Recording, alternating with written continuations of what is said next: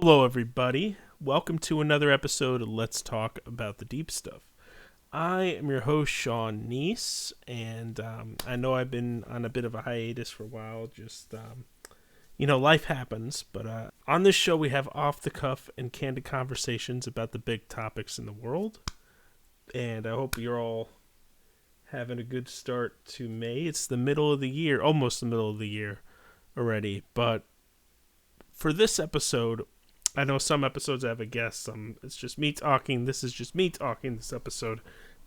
And I wanted to talk about how focusing on yourself and a lot of this self-help stuff, it has its place, and also liking yourself and accepting yourself has its place. And I've talked about some of that on the show as well as a wide range of other topics. But I wanted to talk about, because it's a bit of a double-edged sword, I wanted to talk about the other side of that, the other thing, what's not too good about that, because I think some of that becomes selfish, and I think a lot of that is a reflection of our narcissistic and selfish age that we live in. And I think that when people sometimes put focus on yourself to mean that then you neglect everybody else, that then you don't care about anybody else. And I think you do owe other people. Like, other people matter too. And I wanted to talk about that. And related to that, there's this whole idea of, if people don't like you, that's their problem. And, if, they didn't appreciate you, they didn't make time for you, they, like these memes I see, and this kind of content I see that's all about, they didn't appreciate your greatness, that's why they don't like you, they didn't. But sometimes there's legitimate reasons why people don't like you. Sometimes you got to look at your own role in a conflict, it's the other person's perspective is valid. If you have a falling out with someone, or you have a different if you have a misunderstanding with someone, or like fights in a relationship, like, you got to look at the other person's perspective too. It's not just you. And sometimes when people don't like you, it's because there's really shitty parts of your personality you got to work on. There's things that you're doing that are inconsiderate. It's not just they don't recognize your fucking greatness. Like, that's such a narcissistic way to look at things. But I guess if you relate that to, I want these people to think I'm cool. Like, if you're being completely considerate, I mean, that's high school shit, but high school never really ends for a lot of people. But, like, if you're,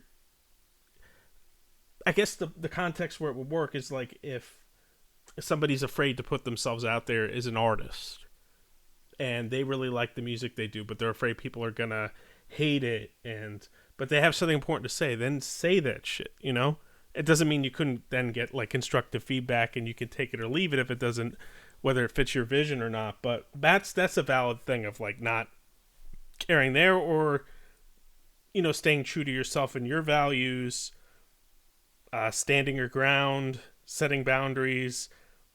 Like, if people don't respect that, then yes, that is on them. That's when you should be like, okay, I don't need to please these people. And I've talked about getting over people pleasing and everything, but now I want to talk about, like, the other extreme. I want to talk about when it's too much, like, this is who I am, screw everybody else. So I just want to give credit where credit is due, and I just want to say I got the idea for this episode partially from this video I saw on TikTok, and it was something I wanted to say for a while, and I kind of said it before on the podcast, but it's from Dora the Explorer. I'm just saying that's her username. It's DORATHEEXPLOR and then HOE. Anyway, let me play what she said in that video. Maybe this is a hot take, I don't really know or care, but I'm really sick of this new mentality that people have where, you don't owe anyone anything. Because, yeah, you do.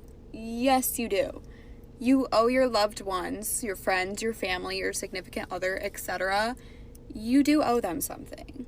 You owe them your time and your energy.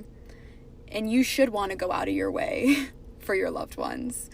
So you can have a balance between being selfish and selfless, but I fear a lot of you don't know how to be selfless anymore. And I think it's a problem.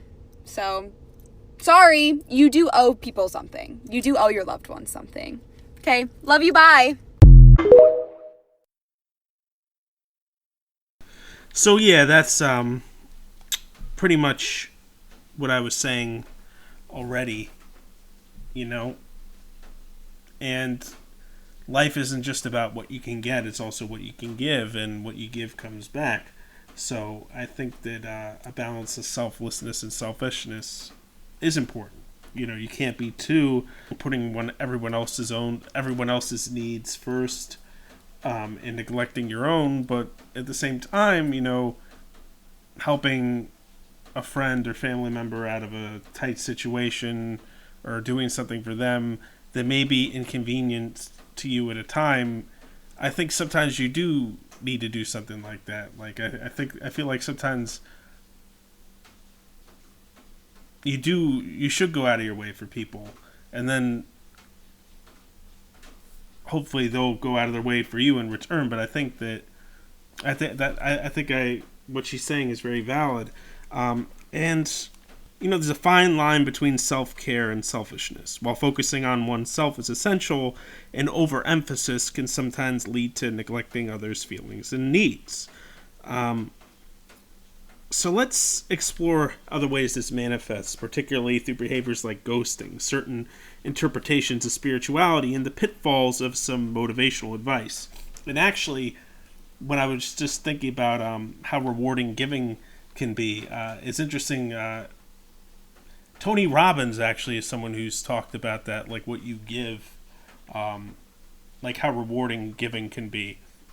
And I think I remember in one book I read of his that he talked about how when like he had no money in his bank account, he gave his last dollars to somebody who needed it to help someone, and then that was rewarding, and then everything ended up coming back to him. Or he talked about I think it was like giving turkeys to people on Thanksgiving that didn't have it.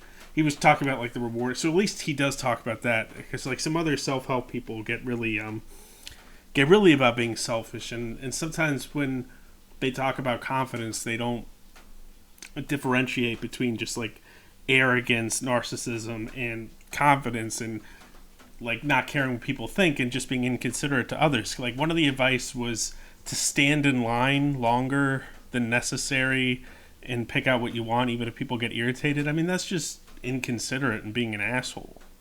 And also how it's always punching down, like pretty much bullying the waiter, or like asserting yourself to the waiter, punching down rather than punching up. And I don't like that either.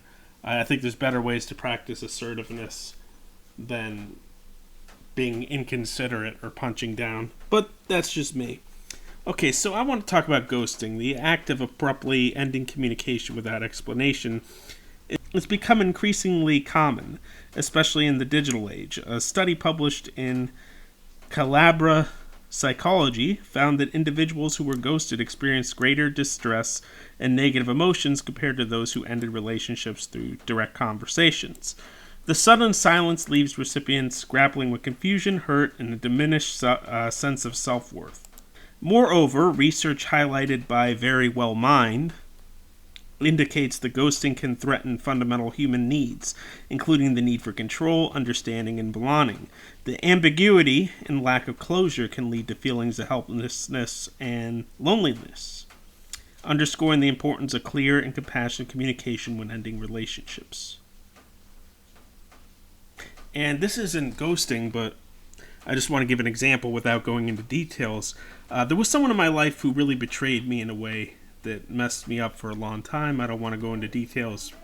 This person knew my vulnerabilities, they earned my trust, and then one day they did something completely unexpected, something that deeply hurt me and left a lasting impact. What made it worse is that it didn't have to go that way.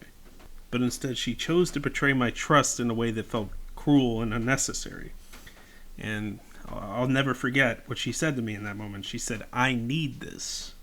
Like my pain didn't matter, like the damage she was doing didn't count, because she needed it.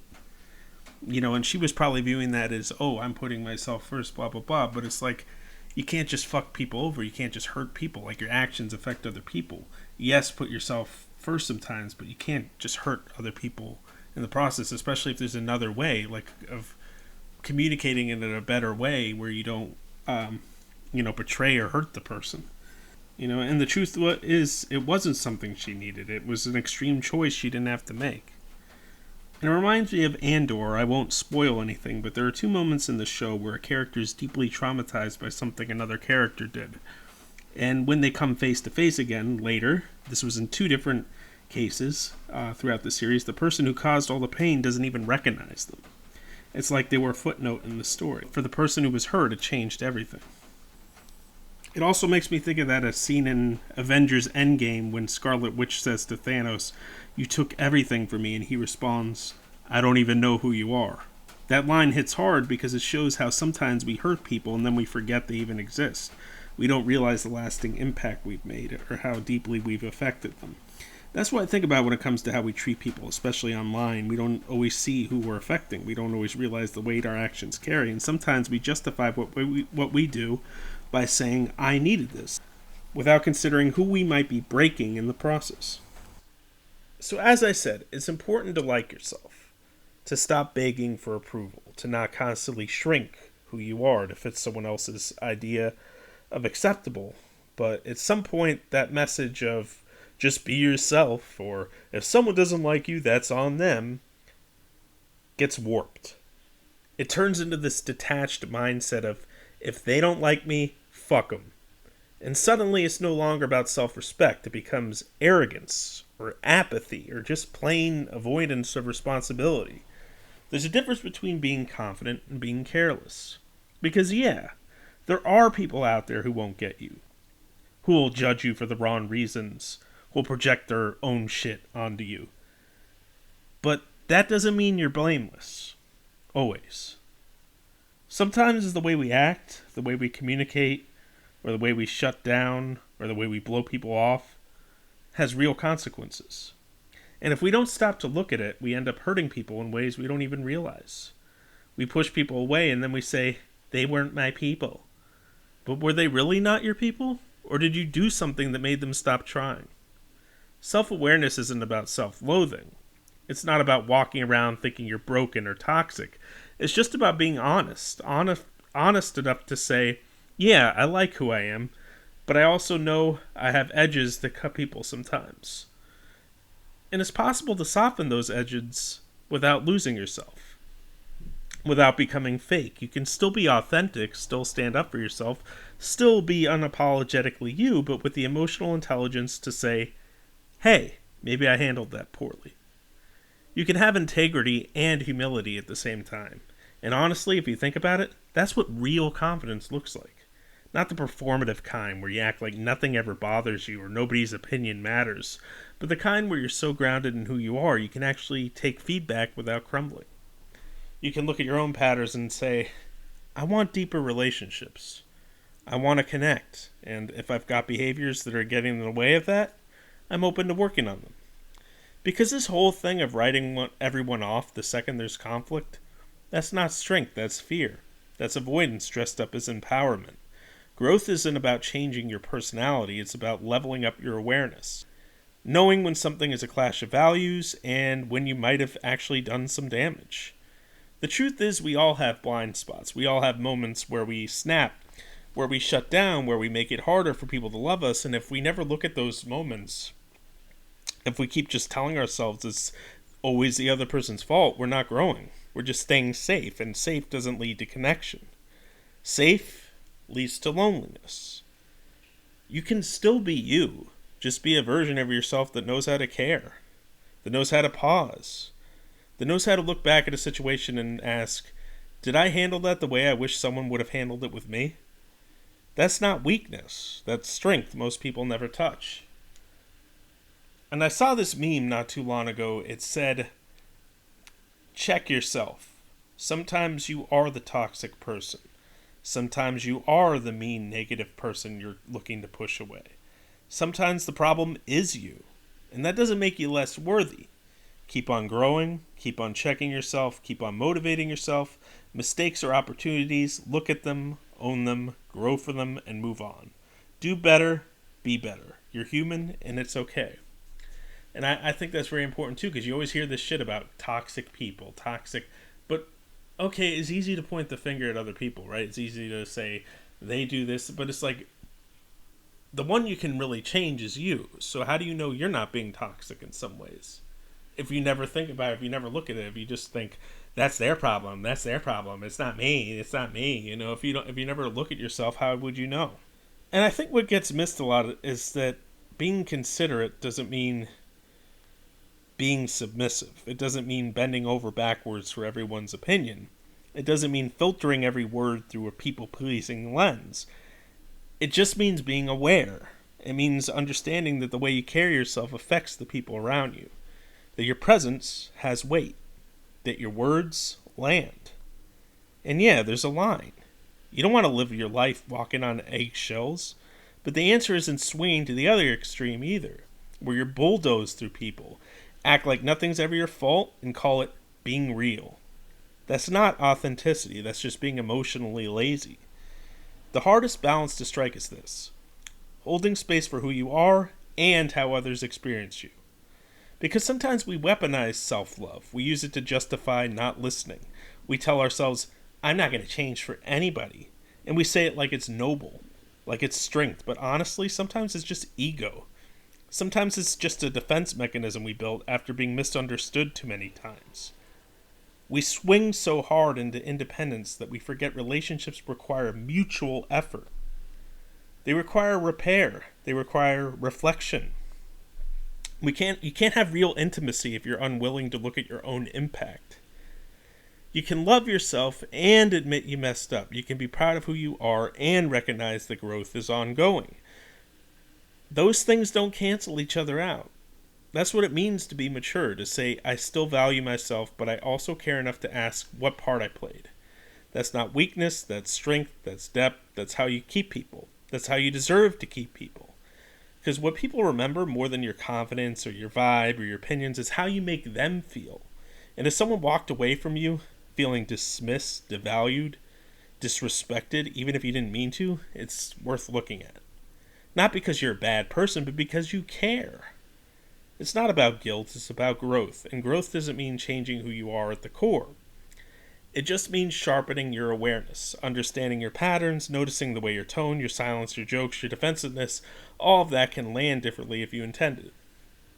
And if you're serious about connection, about building something real with people, then that awareness matters.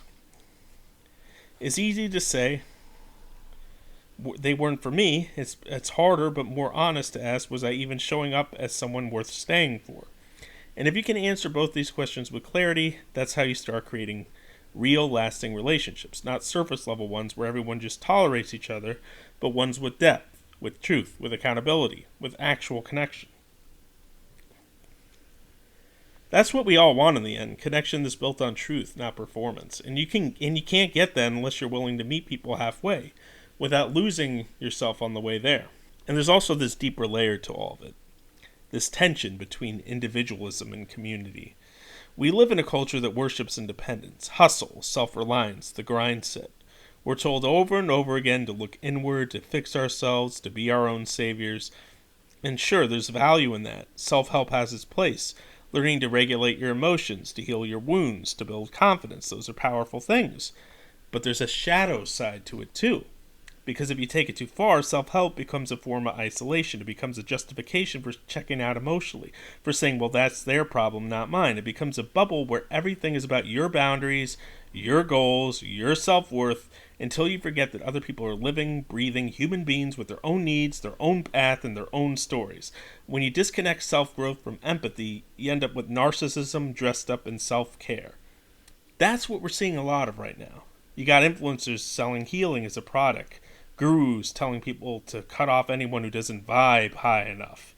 This idea that if someone challenges you or makes you uncomfortable, they must be toxic. That's not growth, that's avoidance. At some point you have to ask, am I growing into a better version of myself, or am I just a more self-centered one? Because community matters, relationships matter, the world around you matters. You're not meant to live in a vacuum where you're just the main character and everyone else is just background noise. And let's be honest, greed is the religion of the moment. You can dress it up however you want, but in a time where selfishness is applauded, where billionaires treat empathy like it's a flaw. I mean, Elon Musk literally said empathy is a weakness recently on Joe Rogan's podcast, and the scary part, a lot of people agreed with him. That's how far we drifted from our humanity. But empathy isn't weakness, it's a glue that holds society together. It's what keeps us from being cold, transactional, and empty. Without it, everything starts to rot. Friendships, communities, even whole nations. Because if everyone's just out for themselves, nothing real can grow. So yeah, work on yourself, heal, level up. But don't lose sight of the bigger picture. Your growth shouldn't come at the expense of connection. Your self-worth doesn't have to mean stepping on everyone else's. You don't have to choose between loving yourself and loving others. Real growth, mature growth, includes both. You can be strong and soft, independent and interdependent. You can want better for yourself and show up for the people around you. Because in the end, the real flex isn't how much you can do alone, it's how well you can live in a world with others, without losing yourself and without losing your heart. And that ties right into this growing wave of new age spirituality that honestly can be just as self-centered as the hustle culture it's trying to replace. There's this version of spirituality going around now that says things like, just protect your energy, don't get involved, detach from the outcome, everything happens for a reason. It's all love and light till someone brings up real world suffering. Then suddenly it's, well, that's not my vibration. Let's, or they say if there's something horrible going on in the news that actually we could do something about, or we could say, like, it's just, oh, look away from it because there's nothing you can do about it. Just focus on your vibe, your vibration. And that kind of contradicts everything the Buddha was all about. Buddha was all about, because he became enlightened when he became aware of suffering and of death, of old age, and that was the whole point, that he became aware of those things, and then that's when he reached enlightenment. Because how do you have any compassion or empathy and if you're just looking away from what's wrong in the world? Like, looking away just makes it grow more, I think understanding it and knowing how and figuring out how we fix it, like, that's how we make the world better. I think it's because too many people want to look away when they have the privilege to look away. That's why injustices and horrible things in the world are allowed to just continue. So true spirituality is not meditating in your room and cleansing your aura. It's about compassion. It's about responsibility. It's about showing up for the suffering of others. Not just turning away because it's too heavy or doesn't serve your path. You can absolutely make a difference. We all can. Even if it's just speaking out, donating, raising awareness, offering support to someone grieving, choosing to care instead of tuning out. Because numbness isn't enlightenment. Apathy isn't peace, and pretending you're above it all doesn't make you spiritual. It just makes you disconnected. The whole point of awakening, of becoming more conscious, is to become more loving, more aware, more connected to the world around you, not less. It's about expanding your capacity to care, not shrinking it behind some Fox spiritual wall of detachment. So no, don't let anyone tell you can't do anything. Don't let anyone convince you the only path is inward. Yes, healing yourself is important, but yes, personal peace matters, but real growth, real awakening, real spirituality is about taking that peace and bringing it to the world. As Gandhi said, be the change you wish to see in the world, being a force for something better. Because if your spiritual practice ends with you, then it's not real. The people who've made the biggest impact spiritually, morally, historically, they didn't just sit back and say, it's not my problem. They showed up. They acted. They loved. They fought for others. That's what makes a soul powerful. Not how calm you can stay when the world burns, but how much light you can carry into the fire. I'm thinking of a quote from, I believe it was Batman Begins, I believe, yeah. And there's the one character, Katie Holmes' character. She says to Bruce Wayne, you may be a good guy underneath, but it's not what you do. It's not what you say that defines you. It's what you do that defines you. So when people are taking you the wrong way or you're turning people off, sometimes it could be that you're not really showing your true self. Sometimes, as much as you have to offer on the inside, you could be doing things that, especially if you're someone who has some work to do with like social skills and stuff like that. Sometimes you could be, your body language or the way you communicate can make you come off the wrong way to people who could otherwise be your friend or people you have a connection with. It's just that they're not seeing the real you. Just thinking, and it's good to learn some things about like how you're coming across.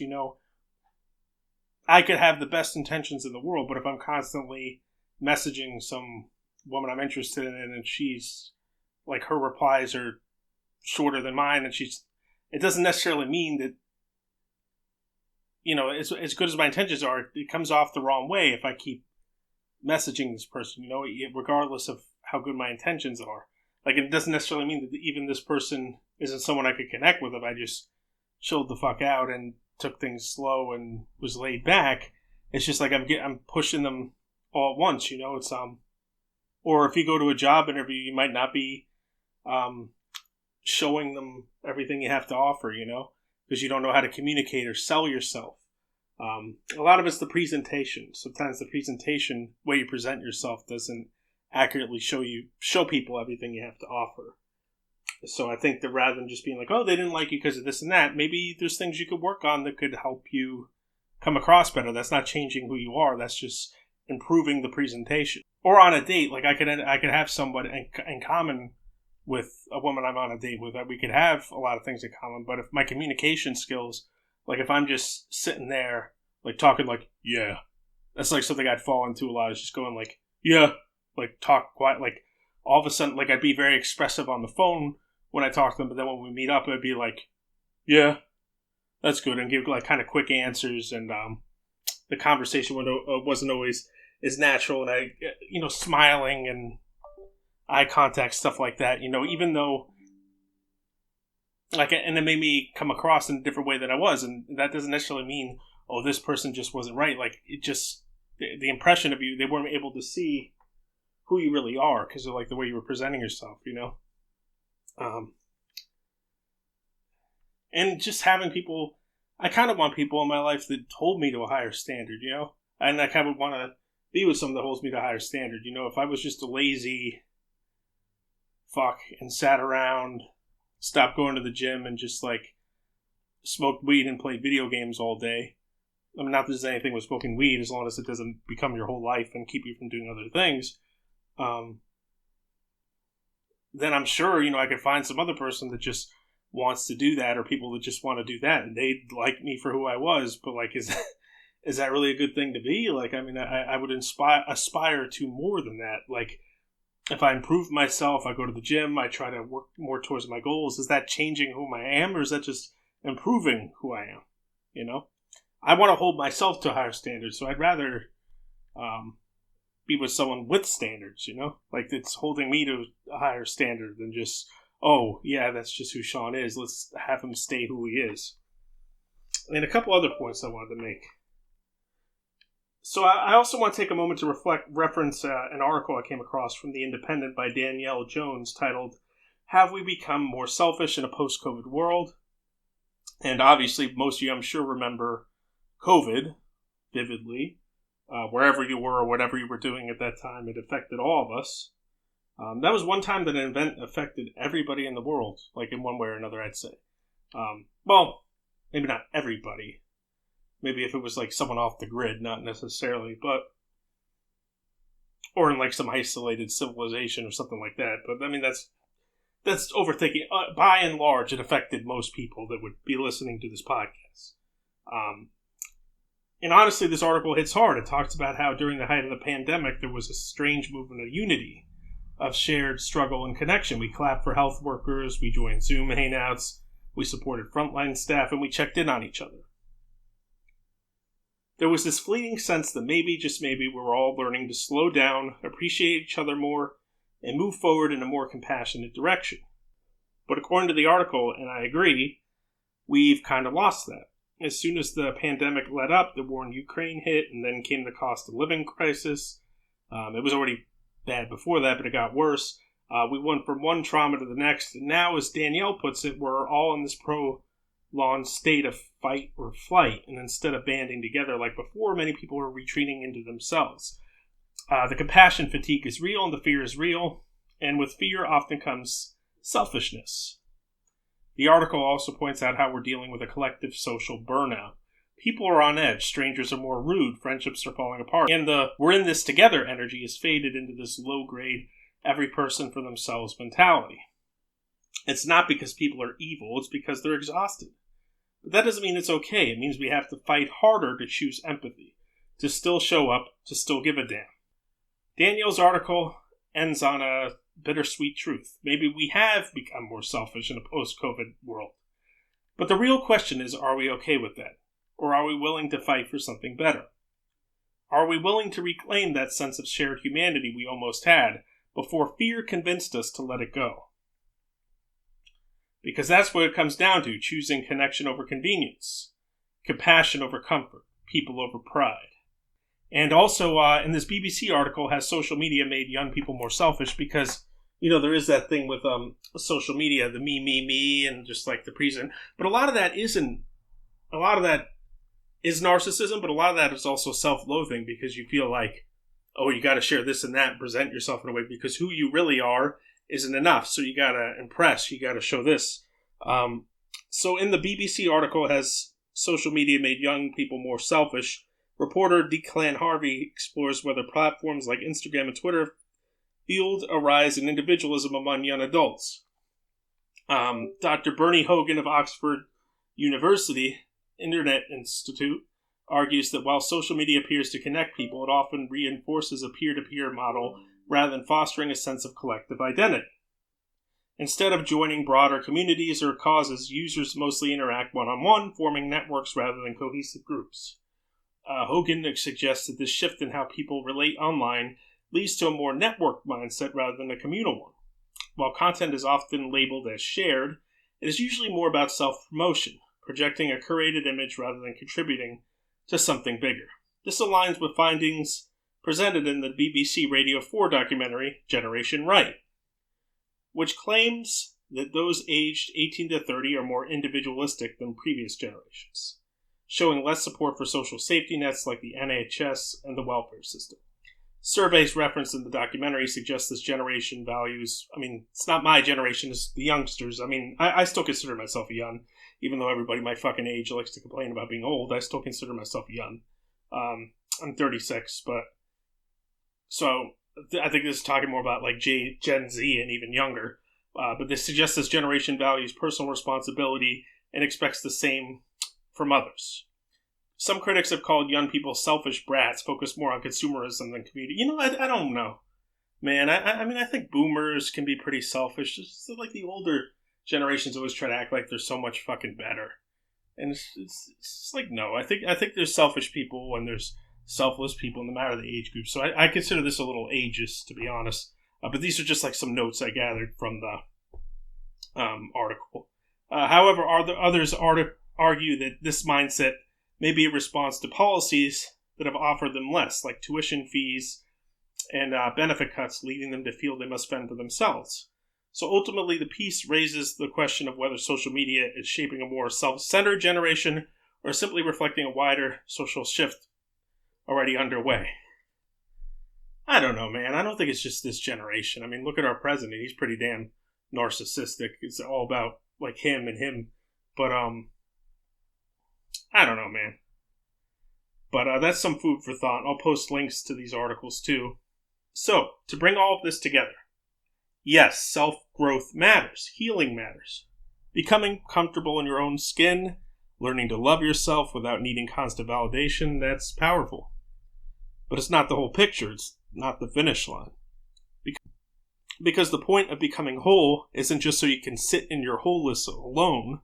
It's so you can show up better in your relationships, in your community, and in the world. And that's why I never understood these people who are just like, I'm going to retreat into nature and just be enlightened and then isolate myself. So what good is that? You're not in the world where you're helping different kinds of people. You're not in the world where you can actually use your compassion. You're just sitting in the fucking forest acting like you're better than everybody. Like, oh, I'm Obi-Wan Kenobi here sitting in the forest. Like, you're not doing shit, man. Like, I don't know. But not that there's not a time to go away into seclusion and everything, but it's just like, if you don't carry that enlightenment or that spirituality out into the world to make other people's lives better, then what is it besides your own gratification? There's a difference between protecting your peace and avoiding accountability, between being confident and being careless, between detachment and indifference. And we cross that line more easily than we think when we're constantly fed the message that you are all that matters. But you're not. None of us are. We exist in a web of people, histories, causes, injustices, and responsibilities. And that's not something to escape from. That's something to lean into, to honor, to care about. So yeah, grow, heal, meditate, reflect, set boundaries, but also care, listen, reflect on how your actions affect others. Be open to the idea that sometimes you were wrong, and that doesn't make you less empowered. It makes you real. It makes you human. Because being evolved isn't about how much you've detached. It's about how much you've connected. It's not about escaping the world. It's about helping to change it. And that's what real self-awareness looks like. Knowing where you end and where others begin. And how the way you move through this life leaves a trail behind you, whether you mean it to or not. Thanks for listening to this episode of Let's Talk About the Deep Stuff. If you want to keep updated with future episodes, I'm on Spotify, iTunes, or wherever you get your podcasts. Social media, Let's Talk About the Deep Stuff too. And that's about it for this episode. We'll catch you on the next one.